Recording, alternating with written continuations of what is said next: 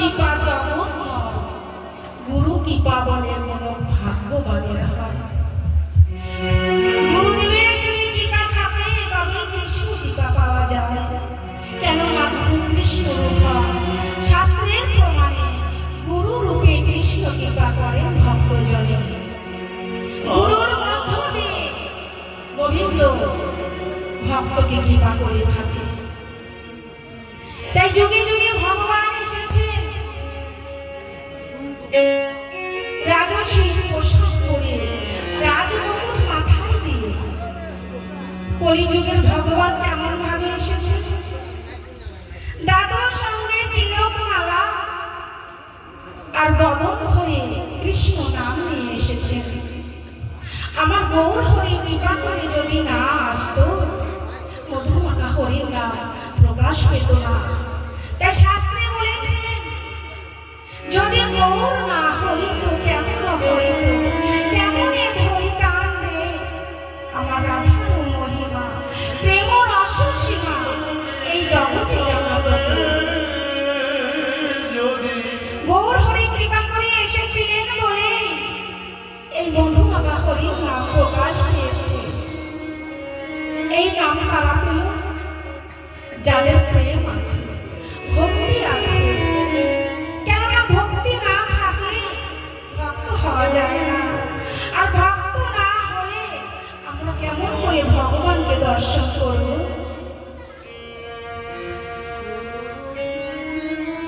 সেই ভক্ত যদি মূর্খ হয়, লেখাপড়া না জানে, তবু যদি তার একটু ভক্তি থাকে। এক ভক্ত জীবনে কোনোদিন স্কুলে যায়নি, লেখাপড়া করেনি, কিন্তু তার মনে অগাধ ভক্তি ছিল। তার মনে অগাধ ভক্তি ছিল। একদিন পাশে এক মন্দিরে এক পাঠক ভাগবত অধ্যয়ন করছে। অনেক ভক্তবৃন্দ এসে বসেছে। সেই মূর্খ ভক্ত ধীরে ধীরে সমস্ত ভক্তবৃন্দের পিছনে গিয়ে বসে আছে।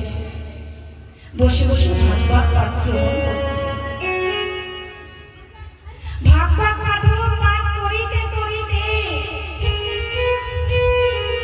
হঠাৎ বলে উঠল, মা শোনো, যারা এখনো গুরুচরণ আশ্রয় করনি, তাদের হাতে যদি একটু জল সেবা করা যায়, সেই জল মদের সমতুল্য হয়। দীক্ষাহীন মানুষের হাতে যদি জল সেবা করা যায়, সেই জল সুরার সমান অর্থাৎ মদের সমান হয়। মদ পান করলে যেমন ভিতরটা জলে পুড়ে ছাই হয়ে তার জীবনটা অবসান হতে থাকে, ওই দীক্ষাহীন ব্যক্তির হাতে জল সেবা করলে তার অবস্থা একই রকম হয়। দীক্ষাহীন ব্যক্তির হাতে যদি খাবার সেবা করা যায়, সেই খাবার হয় হলো বিষ্ঠা সমতুল্য, শুকরের বিষ্ঠা সমতুল্য। দেখবেন গরুর বিষ্ঠা অর্থাৎ গরুর গোবর যদি কোনো বৃক্ষে দেওয়া যায়, ধীরে ধীরে ফুলে ফলে ভরে ওঠে, তাই না? কিন্তু শুকরের বিষ্ঠা প্রতিদিন একটি বৃক্ষে দিয়ে দেখবেন ধীরে ধীরে মরে শুকিয়ে যাবে। তাই দীক্ষাহীন ব্যক্তির হাতে যদি খাবার সেবা করা যায়, সেই ব্যক্তির ওই বৃক্ষের ন্যায় ধীরে ধীরে শুকিয়ে যেতে হবে, একদিন প্রাণ চলে যাবে। তাই সর্বপ্রথমে গুরুচরণ আশ্রয় করো তোমরা। এই কথা শুনে সেই মূর্খ ভক্ত চিন্তা করছে, আমি তো গুরুচরণ আশ্রয় করিনি, তাহলে আমার হাতের জল তো শুদ্ধ হয়নি, আমি কেমন করে তাহলে ভগবানের সেবা পূজা দেব? তাই খুঁজিতে খুঁজিতে হঠাৎ একজন গুরুর দর্শন পেয়ে গেল। ছুটে গিয়ে গুরুদেবের চরণ দুটি জড়িয়ে ধরে বলছে, গুরুদেব, গুরুদেব, আমি যে বড় অসহায়, আমি যে বড় কাঙাল, আপনার চরণে আমায় একটু আশ্রয় জানেন বাবা, সেই মূর্খ ভক্ত গুরুচরণে আশ্রয় পেল।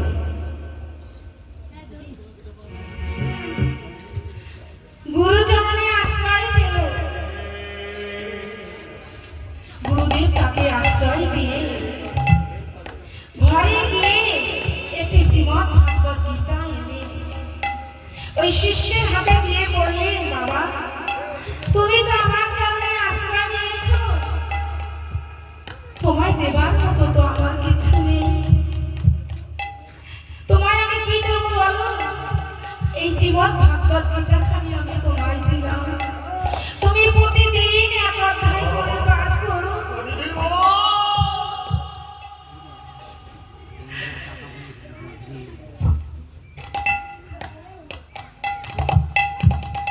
তুমি প্রতিদিন এক অধ্যায় করে পাঠ করো। গুরুদেব তো জানে না যে তার শিষ্য মূর্খ, লেখাপড়া জানে না। সেই শিষ্য শ্রীমদ্ ভাগবত গীতাখানি নিয়ে ভক্তি ভরে মস্তকে নিয়ে চললেন তার বাড়ির দিকে। বাড়িতে গিয়ে মন্দিরের মধ্যে শ্রীমদ্ ভাগবত গীতাখানি রেখে দিয়েছে। প্রতিদিন ঘুম থেকে উঠে স্নান সারিয়ে পুজো সারিয়ে গুরুমন্ত্র জপ করে হঠাৎ একদিন মনে পড়ে গেল, তাই তো আমার গুরুদেব বলেছিল, একখানি শ্রীমদ্ ভাগবত গীতা আমার হাতে দিয়ে বলেছিল প্রতিদিন এক অধ্যায় করে পাঠ করো, কিন্তু আমি তো লেখাপড়া জানি না, আমি কেমন করে এই ভাগবত পাঠ করব? মনে মনে ভাবছে, আমি গীতা নাই বা পড়তে পারলাম।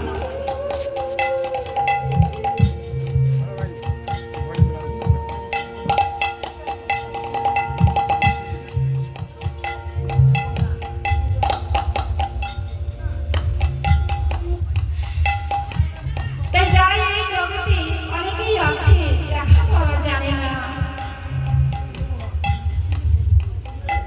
কোনোদিন স্কুলে যায়নি, তারা যদি গীতাখানি একটু দর্শন করতে পারে, বক্ষ মধ্যে জড়িয়ে ধরতে পারে, তাহলে তার ভগবত কৃপা লাভ হয়ে যেতে পারে।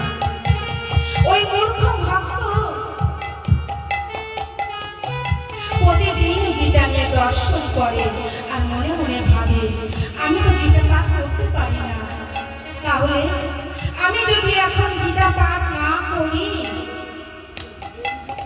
তাহলে গুরু বাক্য অলঙ্ঘন করা হবে, আর গুরু বাক্য অলঙ্ঘন হয়ে গেলে আমি যে গুরুচরণে অপরাধী হয়ে যাব। গীতা আমি নাই বা পড়তে পারলাম, আমি একটু দর্শন করতে পারি, তাই প্রতিদিন ওই গীতা নিয়ে বসে বসে দর্শন করে। পাড়া প্রতিবেশী সবাই তাকে দেখে বলা বলি করছে, দেখো দেখো মূর্খ ব্যক্তি, সে আগে বা গীতা পাঠ করছে, জীবনে কোনোদিন স্কুলে যায়নি, কোনোদিন লেখাপড়া করেনি, সেই মূর্খ ব্যক্তি নাকি গীতা পড়ছে। সবাই তাকে নিয়ে ঠাট্টা করছে, হাসি মশকরা করছে, কিন্তু কোনো দিকেই তার নজর নেই। এক দিনে এক মনে এক প্রাণে ওই গীতাখানি দর্শন করে যাচ্ছে। গীতা দর্শন করিতে করিতে একদিন চলে যায়, 2 দিন চলে যায়, 3 দিন চলে যায়। গীতার দিকে তাকিয়ে থাকতে থাকতে ওই নয়নের জল টপ টপ করে গীতার উপরে গিয়ে পড়ছে।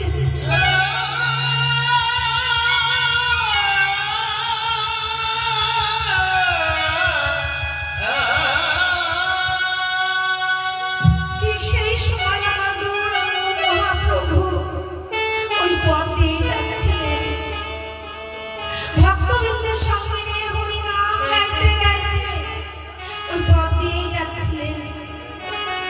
হঠাৎ এক ভক্তের বাড়িতে অনেক লোকের ভিড় দেখে আবার গৌরাঙ্গ মহাপ্রভু ভক্ত বেশ ধারণ করে ওই ভক্তের বাড়িতে এসে দেখছে এক ভক্ত গীতা পড়ছে আর নয়ন জলে ভেসে যাচ্ছে।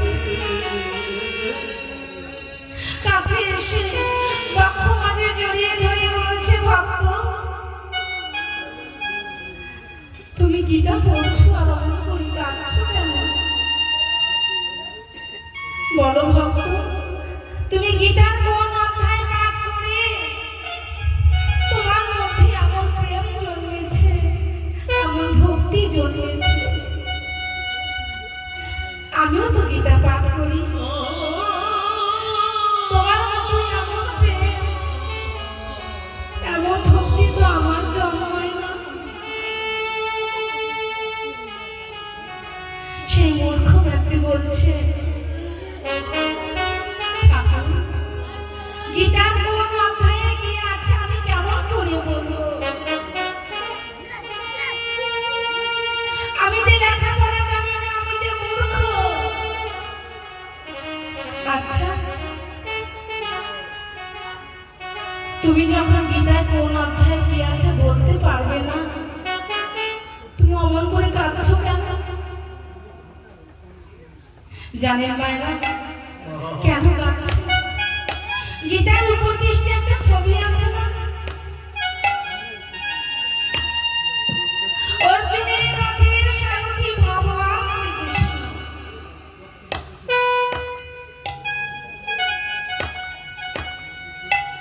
তাই আমি এটা বুঝতে পারছি না, অর্জুন কত বড় ভাগ্যবান, যার চরণ পাবার আশায় কত মুনি, কত ঋষি, কত যোগী যুগ যুগ ধরে তারা সাধনা করে সিদ্ধি লাভ করতে পারে না। সেই ভগবান শ্রীকৃষ্ণকে না অর্জুনের রথের সারথি হয়েছে। তাই বলি দয়াময়, তুমি যেমন অর্জুনের রথের সারথি হয়ে অর্জুনকে তুমি এই কুরুক্ষেত্রের মাটি পার করে দিয়েছো দয়াময়, যেদিন আমার দেহ থেকে প্রাণ পাখি বেরিয়ে যাবে, সেদিন আমার এই দেহ রথের সারথি হয়ে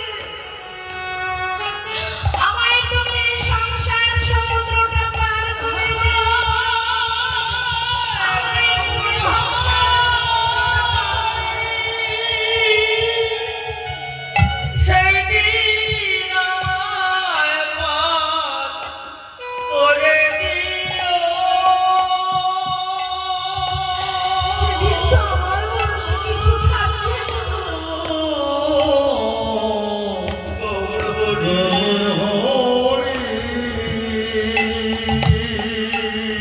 সেদিন আমার বলতে কিছু থাকবে না দয়াময়।